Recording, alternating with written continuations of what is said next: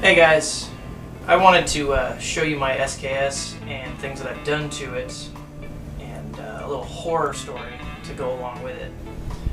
A while ago, I was in the market to get an SKS because I wanted something similar to an AK platform, kinda, but I wanted something with a little bit more accuracy. And I shopped around and I found a couple places with some SKSs, and I didn't really have the money to purchase one at the time. So every time I would find one that was like exactly what I wanted, it was really well priced. It was like $300 maybe. Like the most that I found for one was like $400. And they were in like pristine condition. But every time that I would save up the money and go back to buy it, it was gone because SKSs sell like that here in California. So they're really hard to find. So I was looking around for a long time. I'd been saved up and I wanted to get an SKS. And so I went to a gun show, found one guy with a big rack of guns, and he had some like SVDs and AKs and things like that. And he had this SKS, and it was all in wood stock, and it was pretty dinged up.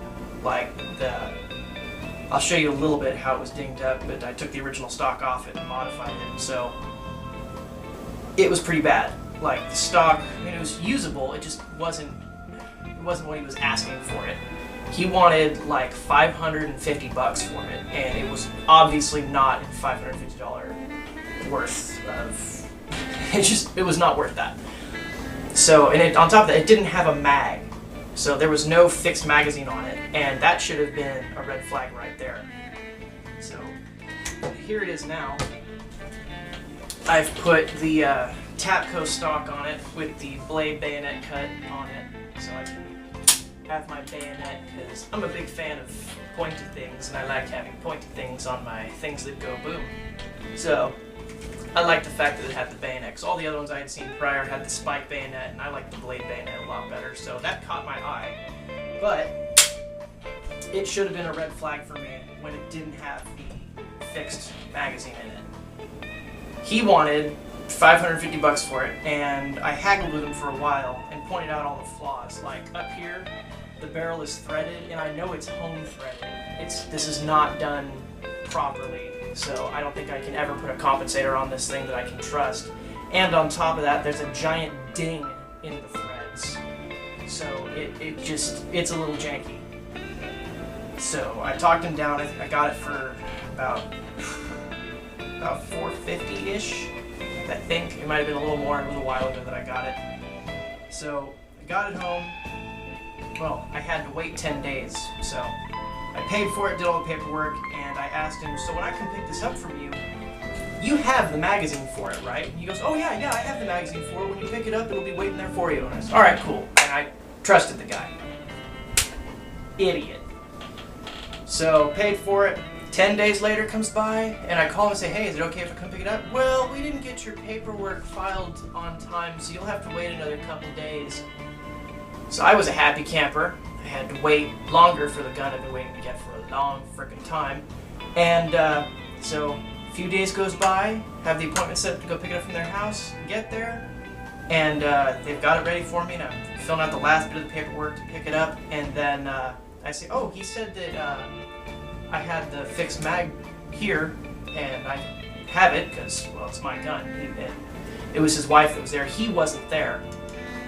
And she says, no, there's no mag with this gun. Excuse me? No, there's no magazine. I'll give him a call, but there's no magazine with this gun. Okay, give him a call, because he told me that there would be a fixed magazine for this particular firearm that I purchased from him at the gun show. She gives him a call, and I can hear him over the phone. I never said anything like that. There's no fucking magazine for that gun. I never told him any such thing. And she comes over and she says, well, I'm sorry, there's just no magazine. And I was like, all right, whatever. And I thought it would be easy to find a magazine for a Yugo SKS for a fixed magazine. Not thinking about it, that all of the magazines are still attached to SKSs for the most part, and nobody's really selling the fixed mags. I looked online for a long time. They're not easy to find. So I thought, all right, I know Tapco makes great products. This entire stock system that I've put on it is phenomenal. I love it. It's fantastic. It's a lot more lightweight. It's got a pistol grip now. It's so much more comfortable, and it's got collapsible stock, so it's fantastic. Love every bit of this stock. It's definitely an upgrade. So I thought, okay, Tapco makes really awesome quality products, so I bought a Tapco 10-round SKS fixed mag, because in California, it has to be a fixed mag, so you can't remove it if you have a pistol grip. So, got a fixed mag so I can have the pistol grip and everything and be all legal with it. And, so frustrating. So I get the fixed mag and I install it.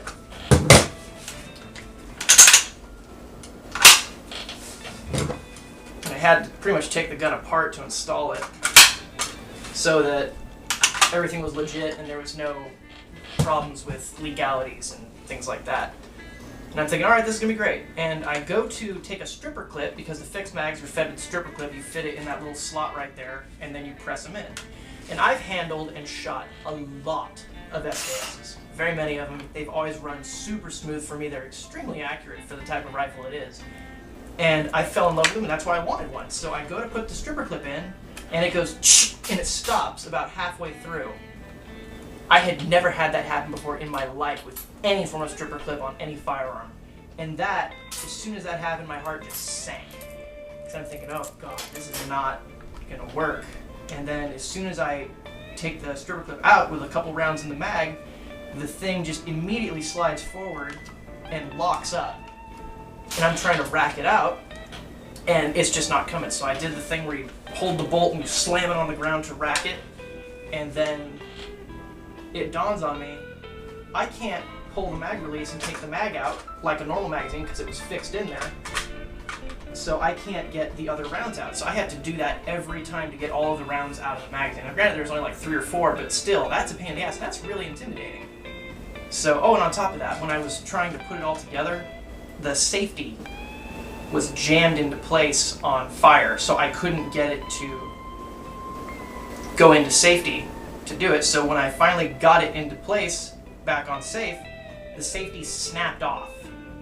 So just a whole bunch of a bag of worms with this kind of situation, and I was really stressing out. And so eventually we just took it shooting, hand loaded the mag because stripper clips wouldn't work. So future reference for any of you thinking about buying a Tapco fixed 10-round magazine, stripper clips don't work. I repeat, they do not work in the Tapco 10-round fixed magazine.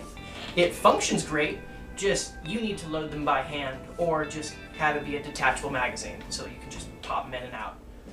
So take it out to mountains and shoot it, and then I fall in love with it again. It is such a dream to shoot because it's such a heavy gun. There's some serious weight to it. You just feel good shooting it.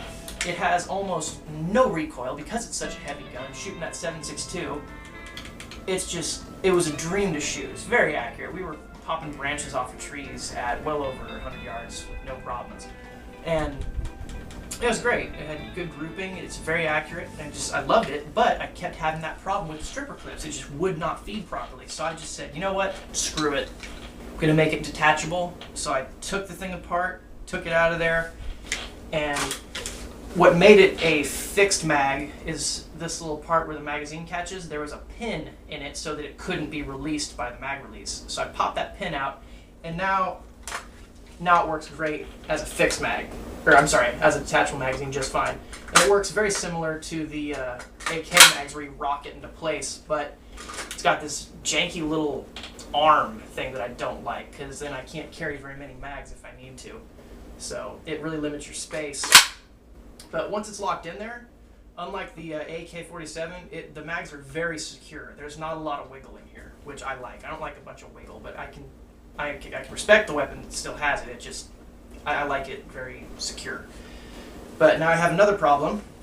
This is a really, really tiny little mag release. So when the gun goes dry, I have to really get up there. I've got to take my hand off of fire control to actuate it, and then I've got to use my other hand to take the mag out, get a new mag, pop it in, get back onto fire control, rack. So that's a problem. So I'm going to end up getting a extended trigger release. I'm sorry, extended mag release for this, so it makes it a lot easier. But now I have another problem. Now that it has detachable mags, this is not compliant. So I need to put a featureless grip on this thing, or figure out some way to make a bullet button for it so that it doesn't come out so easy, because I have to make it California compliant.